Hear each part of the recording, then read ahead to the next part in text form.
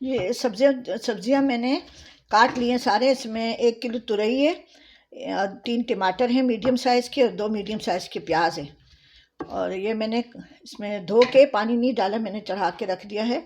ये थोड़ी सी लाल मिर्चें, हल्दी है, और थोड़ा सा नमक है, और थोड़ी सी दालचीनी है। ठीक है, अब इसको पीछे मैं चूल्हा मीडियम ऑन करूँगी, और फिर इसको मैं जब ये थोड़ा सा पानी छोड़ेगा तो उसके बाद से मैं इसमें तेल डाल दूँगी। फिर इसमें जो सालन वगैरह बनाना हो, तो ये गल जाए तो फिर मैं उसमें इस तरह सालन बनाऊँगी। ये हमारी केपीके स्टाइल की बहुत ही फेवरेट सब्ज़ी होती है। हम सब्ज़ी के लिए प्याज वगैरह लाल नहीं करते।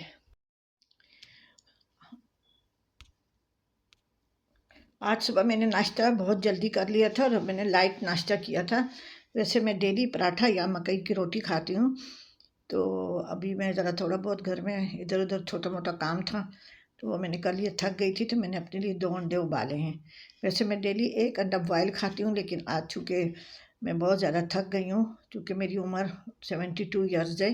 अल्हम्दुलिल्लाह मैं बिल्कुल ठीक ठाक हूँ, अल्लाह का शुक्र है अल्हम्दुलिल्लाह।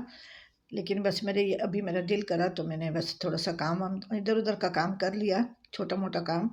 तो मैं अभी अपने लिए मैंने अंडे बॉयल करके वो अभी मैं खा रही हूँ। आप भी मेरे साथ आएँ, और मेरे अंडे खाने में ज़रूर वो हो जाए, ज्वाइन करें मुझे।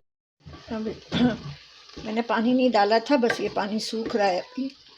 इसके मैं और भी आँच हल्की करके, और इसमें 2 टेबलस्पून तेल डालूँगी। ठीक है, फिर मैं डिश आउट करके आपको दिखाऊंगी। अब ये तुरई का सालन तैयार हो गया है। इसमें मैंने कोई पानी नहीं डाला था, बस इसमें धो के और मैंने चढ़ा दिया था प्याज टमाटर के साथ।